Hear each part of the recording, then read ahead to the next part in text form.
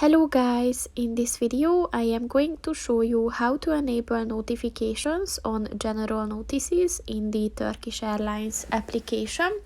But first I just want to mention, don't forget to subscribe to my channel, because at 10,000 subscribers I am going to show you my whole YouTube revenue statistics and growth strategy, as well as how to make money online. Let's jump into it.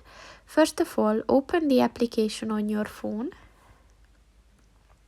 And then click on the three lines at the top of the page on the left. And then if you scroll down at the other section, click on the settings button. And then click on the notifications button. And within the notifications section, look for the general notices button. And in order to enable it, click on the white circle next to it. And this is going to activate for Turkish Airlines mobile app notices. So once it turns green, the notifications are on. So that's pretty much it for this video, guys. See you in the next one.